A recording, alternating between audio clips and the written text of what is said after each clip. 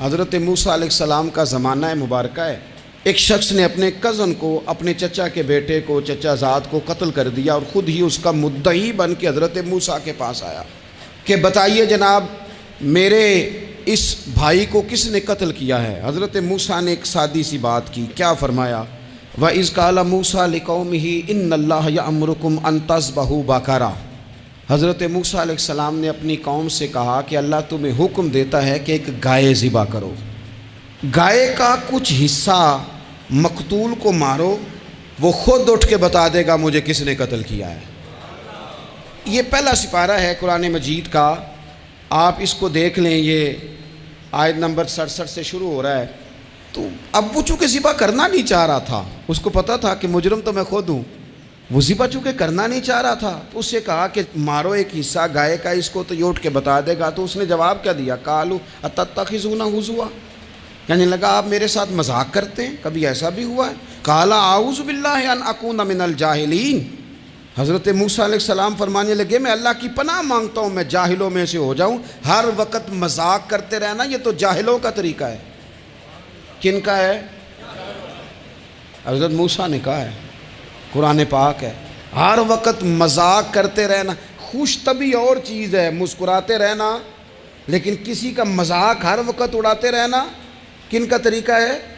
جاہلوں کا. جب کہا نہیں ذبح کرنی ہے تو اب ذرا دیکھیے کرنا نہیں نہ چاہ رہے. قالوا ادع لنا ربک یبین لنا ما ہی، کہنے لگے اے موسیٰ پھر آپ نہ رب سے دعا کریں کہ وہ ذرا کھول کے بتائے وہ گائیں کس طرح کی ہو. ارادہ نہیں نہ ذبح کرنے کا، آپ دعا کریں. قال انہ یقول انہا بقرۃ لا فارض ولا بکر. فرمایا کہ رب کہتا ہے وہ گائے نہ بوڑھی ہو نہ زیادہ بچیا ہو، عوان بین ذالک، ان کے درمیان ہو، یعنی جوان گائے ہو. فافعلوا ما تؤمرون، کرو جس کا تمہیں حکم دیا جا رہا ہے. قالوا ادع لنا ربک یبین لنا ما لونھا. لو اگلی بات سن لو. کہنے لگے آپ دعا کریں رب سے کہ وہ کھول کے بتائے اس کا رنگ کس طرح کا ہو، رنگ بتائیں کس طرح کا ہو. قال انہ یقول انہا بقرۃ صفراء. فرمایا رب فرماتا ہے کہ صفراء رنگ کی ہو، یعنی گہرے زرد رنگ کی ہو. یہ رب فرماتا ہے اس طرح کی گائے ذبح کرو. فاقع لونھا تسر الناظرین، اور جب کوئی اسے دیکھے تو اسے اچھا بھی لگے، آنکھوں کو اچھی لگے وہ گائے، اس طرح کی گائیں ذبح کرو. لو اتنی باتیں بتا دی. قالوا ادع لنا ربک یبین لنا ما ہی، کہنے لگے نہیں آپ پھر دعا کریں اللہ ذرا کھول کے بتائے گائیں کس طرح کی ہو. ان البقرہ تشابہ علینا، ہمیں ذرا گائیں پر شبہ پڑ گیا ہے کس طرح کی ذبح کرنی چاہیے. وَإِنَّا انشاءاللہ لمہتدون، اگر اللہ نے چاہا تو ضرور ہم ہدایت پا جائیں گے. پھر اللہ تعالیٰ نے فرمایا کہ قال انہ یقول انہا بقرۃ لا ذلول تثیر الارض، گائیں اس طرح کی ہو کہ وہ کبھی کھیتی میں نہ چلائی گئی ہو، یعنی اس کو کبھی کام نہ اس سے لیا گیا ہو. بیل کو لوگ لگاتے تھے نا، جو کام آج ٹریکٹر سے لیا جاتا ہے وہ گائے بیل سے لیا جاتا تھا. تو وہ کھیتی باڑی کے کام نہ اس کو لگایا گیا ہو. ولا تسقی الحرث، اور نہ اس سے پانی نکالا گیا ہو، نہ کھیت چلانے ہل چلانے میں لگائی گئی ہو. اور وہ جو کنواں ہوتا تھا جس کے گرد گائیں گھومتی تھی، تو کہا وہ بھی کام اس نے نہ کیا ہو گائے نے. مسلمۃ لا شیۃ فیہا، وہ ہر عیب سے پاک ہونی چاہیے. قالوا الآن جئت بالحق، اب کہنے لگے اب آپ صحیح بات لے کے آئیں، اب سوال ختم ہو گئے نا. کہنے لگے اب آپ بات فذبحوہا، انہوں نے ذبح کر دی. وما کادوا یفعلون، پر ایسا کرتے نظر آتے، لگتا نہیں تھا کریں گے ذبح پر ذبح. اچھا یہ گائیں پھر ملی کیسے؟ امام خازن کہتے ہیں کہ ایک نیک آدمی تھا، تو اس کا آخری وقت آ گیا تو اس کے پاس جو کل جمع پونجی تھی وہ ایک بچیا تھی، گائیں کی بچی، بچیا ویڑی، اس کے پاس وہ ایک بچیا تھی صرف. تو اس نے اس طرح کیا کہ اس کی گردن پر ایک مہر لگائی، اللہ کے نام پر بطور امانت اس نے اس کو جنگل میں چھوڑا. کہا یا اللہ میرا بیٹا ایک ہی ہے، وہ بھی چھوٹا ہے، اس کی حفاظت کرنا اور میرے بیٹے کو پہنچا دینا. بچہ بالغ ہو گیا. اس کی ماں نے کہا بیٹا جو امانتیں رب کے پاس رکھوائی جائیں نا ان میں خیانتیں نہیں ہوا کرتی، جا کے جنگل میں آواز دے تیری گائے واپس آ جائے گی. اس نے جا کے جنگل میں آواز دی کہ وہ جو میرے باپ نے امانت رکھوائی تھی وہ کدھر ہے؟ وہ نشان لگی ہوئی گائیں دوڑتی ہوئی اس کے پاس آئی۔ واللہ خیر الرازقین، جب رب بندوبست کرے، جب اللہ بندوبست کرے تو پھر معاملہ اور ہوتا ہے۔ وہ گائے آ گئی۔ اب اس نے کیا کیا اس نوجوان نے کہ وہ گائے گھر لایا، ماں سے آ کے کہا کہ اماں یہ تو اللہ نے فضل کر دیا۔ ماں کہنے لگی پتر حالات ہمارے خراب ہیں، منڈی میں لے جا اسے بیچ دے، لیکن سودا میری مرضی کے بغیر طے نہ کرنا۔ کس کی مرضی کے بغیر؟ کس کی؟ اماں کی مرضی۔ اور سنو یار، تھے کچھ لوگ جن کو لوگوں نے تانے بھی دیے کہ تم ماں کے پیچھے لگ گیا ہے، لوگوں نے بڑا کچھ کہا، پر جو ماں کی مرضی پہ لگیں ناکام نہیں ہوتے زندگی میں۔ یہ دیکھو ماں کی مرضی پہ لگا۔ اس کی قیمت کتنی تھی گائے کی؟ بڑی مہنگی تھی، پر 3 دینار کی تھی۔ منڈی میں لے گیا، 3 دینار اس کی قیمت لگ گئی۔ تو ماں نے کہا تھا میری مرضی کے بغیر سودا نہ کرنا۔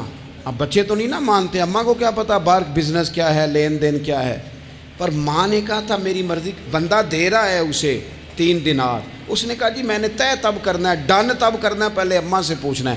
گھر جا کے اماں سے پوچھا، اماں کہنے لگی دے دے۔ واپس آیا تو اس نے کہا کہ میں 6 دینار دیتا ہوں پر میری شرط ہے، ماں سے نہیں پوچھنا۔ اس نے کہا تو 12 بھی دے، ڈن تب بھی ہونا ہے جب اماں نے کہنا ہے۔ وہ جب اس طرح کی اس نے گفتگو کی، واپس اپنی والدہ کے پاس گئے، کہنے لگے اماں سمجھ نہیں آتی، 3 دینار کی گائیں بندہ 12 میں خریدنے کو تیار ہے، شرط لگاتا ہے کہ اماں سے نہیں پوچھنا۔ تو والدہ کہنے لگی پتر پہلے اس سے جا کے پوچھ کیا وہ ہے کون؟ یہ کوئی روحانی معاملہ ہے، کوئی غیبی مدد ہے، پوچھ۔ اس سے جا کے پوچھا تو وہ کہنے لگا میں تو فرشتہ ہوں اللہ کا، تو نے گائیں بیچنی نہیں، اس لیے کہ تیرا باپ بھی نیک ہے، تیری ماں بھی نیک ہے، رب تیرے رزق میں برکت پیدا فرمانا چاہتا ہے۔ ماں باپ نیک ہونا رزق میں برکت ہو جاتی ہے۔ ماں باپ نیک ہوں، ان کی صالحیت کا اثر پہنچتا ہے بچوں تک۔ رزق حلال کما کے لانے والے ہوں تو گھر میں برکت ہوتی ہے۔ جا کے کہا کہ تیرے ماں باپ نیک تھے، اسے نہ بیچنا گائے کو، تو کیا کریں؟ کہنے لگے بنی اسرائیل والے سوال کر کے خود مشکل میں آ گئے۔ اب وہ ایسی گائے جو جوان بھی ہو، یہاں تو ہر غریب آدمی اپنی گائیں یہاں لگا دیتا ہے، کھیتی باڑی میں یہاں لگا دیتا ہے، کنویں میں پانی نکالنے میں تو یہاں تو ہر ایک کی گائیں، تو ایسی گائیں جس کا رنگ بھی اتنا پیارا ہو، زیادہ بوڑھی زیادہ بچی بھی نہ ہو، اور ابھی تک کھیت میں بھی نہ لگی ہو، وہ سوائے تیرے کہیں نہیں ہے۔ اس نے کہا چل پھر مہربانی کر بتا میں کتنے کو دوں گائیں، اگر وہ آ جائیں تو کتنے کو بیچنی ہے؟ اسے کہنا کوئی نہیں، ریٹ تو زیادہ کرنا ہی نہیں۔ ان سے کہنا گائے کے اندر سے گوشت نکال دیں اور جتنا گوشت ہے اتنے پیسے بھر دیں، اس کی کھلڑی بھر دیں۔ اب وہ بنی اسرائیل والے ڈھونڈتے پہنچ گئے، کہا جناب گائیں 3 دینار کیا 6 لے لو۔ اس نے کہا نہ بھائی، ذبح کروں گا، گوشت نکالوں گا، جتنا وزن گوشت کا اتنے پیسے بھرو گے کھال میں تو پھر گائے تمہیں ملے گی۔ اب مجبور تھے، کیا کرتے؟ ابن کثیر حدیث لائے ہیں، امام سیوطی نے در منصور میں بھی لکھی ہے، نبی پاک صلی اللہ علیہ وسلم نے فرمایا سنو جوانوں، اور اسے دل کی تختی پہ لکھو، نبی پاک علیہ السلام نے فرمایا اگر بنی اسرائیل والے زیادہ سوال نہ کرتے تو اتنی مشکل کا شکار نہ ہوتے۔ انہوں نے سوال اتنے کیے کہ چارہ نہیں ہے اب ان کے لیے، چارہ نہیں ہے اب ان کے لیے کہ یہ ادھر ادھر جا سکے، مجبوری بن گئی، یہی گائے خریدنی ہے، یہی لے جانی ہے۔ اب اتنا سارا مال جمع کر کے وہ گائے خریدی، ذبح کی، تو مقتول کو جب اس کا ایک حصہ مارا تو اس نے اٹھ کے کہہ دیا یہ جو مدعی بنا ہوا ہے نا، یہی تو میرا قاتل ہے، یہی تو میرا قاتل ہے، یہی تو ہے جس نے یہ سارا کام کیا۔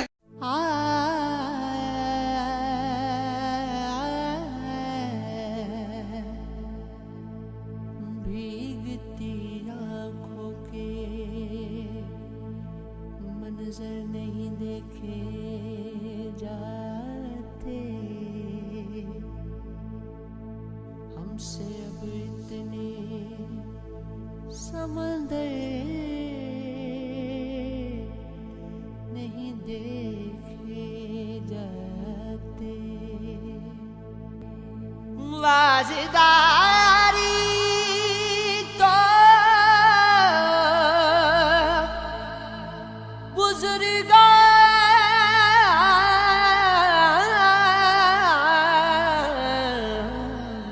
کی امانت